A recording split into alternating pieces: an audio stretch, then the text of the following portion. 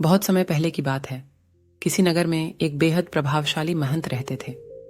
उनके पास शिक्षा लेने हेतु दूर दूर से शिष्य आते थे। एक दिन एक शिष्य ने महंत से सवाल किया, स्वामी जी, आपके गुरु कौन है? आपने किस गुरु से शिक्षा प्राप्त की है? महंत शिष्य का सवाल सुन मुस्कुराए और बोले, मेरे हजारों गुरु हैं। यदि मैं उनके नाम गिनाने बैठ जाऊं तो शायद महीनों लग जाए, लेकिन फिर भी मैं अपने 3 गुरुओं के बारे में तुम्हें जरूर बताऊंगा। मेरा पहला गुरु था, एक चोर था। एक बार मैं रास्ता भटक गया था और जब दूर किसी गांव में पहुंचा तो बहुत देर हो गई थी। सब दुकानें और घर बंद हो चुके थे, लेकिन आखिरकार मुझे एक आदमी मिला जो एक दीवार में सेंध लगाने की कोशिश कर रहा था। मैंने उससे पूछा कि मैं कहाँ ठहर सकता हूँ, तो वह बोला कि आधी रात गए। इस समय आपको कहीं कोई भी आसरा मिलना बहुत मुश्किल होगा, लेकिन आप चाहे तो मेरे साथ आज की रात ठहर सकते हो। मैं एक चोर हूँ और अगर एक चोर के साथ रहने में आपको कोई परेशानी नहीं होगी तो आप मेरे साथ रह सकते हैं। वह इतना प्यारा आदमी था कि मैं उसके साथ एक रात की जगह 1 महीने तक रह गया। वह हर रात मुझे कहता कि मैं अपने काम पर जाता हूँ, आप आराम करो, प्रार्थना करो। जब वह काम से आता तो मैं उससे पूछता कि कुछ मिला तुम्हें? तो वह कहता कि आज तो कुछ नहीं मिला, पर अगर भगवान ने चाहा तो जल्द ही जरूर कुछ मिलेगा। वह कभी निराश और उदास नहीं होता था और हमेशा मस्त रहता था। कुछ दिन बाद मैं उसको धन्यवाद करके वापस अपने घर आ गया। जब मुझे ध्यान करते हुए सालों साल बीत गए थे और कुछ भी नहीं हो रहा था, तो कई बार ऐसे क्षण आते थे कि मैं बिल्कुल हताश और निराश होकर साधना छोड़ी एच लेने की ठान लेता था।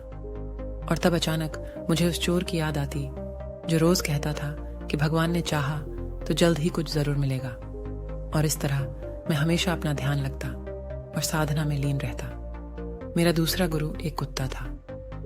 एक बार बहुत गर्मी वाले दिन मैं कहीं जा रहा था और मैं बहुत प्यासा था और पानी की तलाश में घूम रहा था कि सामने से एक कुत्ता दौड़ ढहता हुआ आया। वह भी बहुत प्यासा था। पास ही एक नदी थी। उस कुत्ते ने आगे जाकर नदी में झांका तो उसे एक और कुत्ता पानी में नजर आया, जो कि उसकी अपनी ही परछाई थी। कुत्ता उसे देख बहुत डर गया। वह परछाई को देखकर भौंकता और पीछे हट जाता, लेकिन बहुत प्यास लगने के कारण वह वापस पानी के पास लौट आता। अंततः अपने डर के बावजूद वह नदी में कूद पड़ेढ़ा और उसके कूदते ही वह परछाई भी गायब हो गई।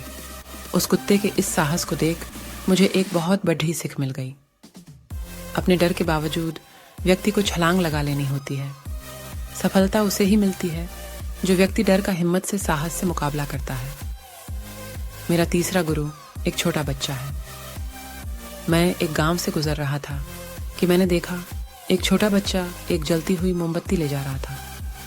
वह पास के किसी मंदिर में मोमबत्ती रखने जा रहा था। मजाक में ही मैंने उससे पूछा कि क्या यह मोमबत्ती तुमने जलाई है?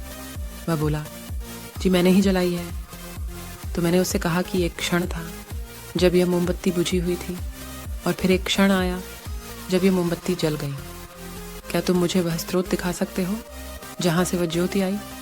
वह बच्चा हंसा और मोमबत्ती को फूंक मारकर बुझाते हुए बोला, अब आपने ज्योति को जाते हुए देखा है।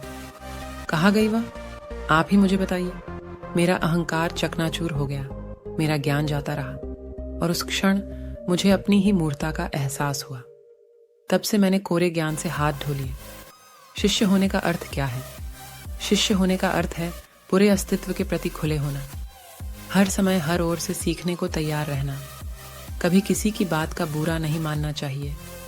किसी भी इंसान की कही हुई बात को ठंडे दिमाग से एकांत में बैठकर सोचना चाहिए कि उसने क्या क्या कहा और क्यों कहा। तब उसकी कही बातों से अपनी की हुई गलतियों को समझे और अपनी कमियों को दूर करें।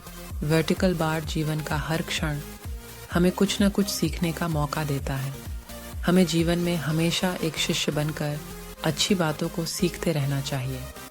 ये जीवन हमें आए दिन किसी न किसी रूप में किसी गुरु से मिलाता रहता है। यह हम पर निर्भर करता है कि क्या हम उस महंत की तरह एक शिष्य बनकर उस गुरु से मिलने वाली शिक्षा को ग्रहण कर पा रहे हैं कि नहीं।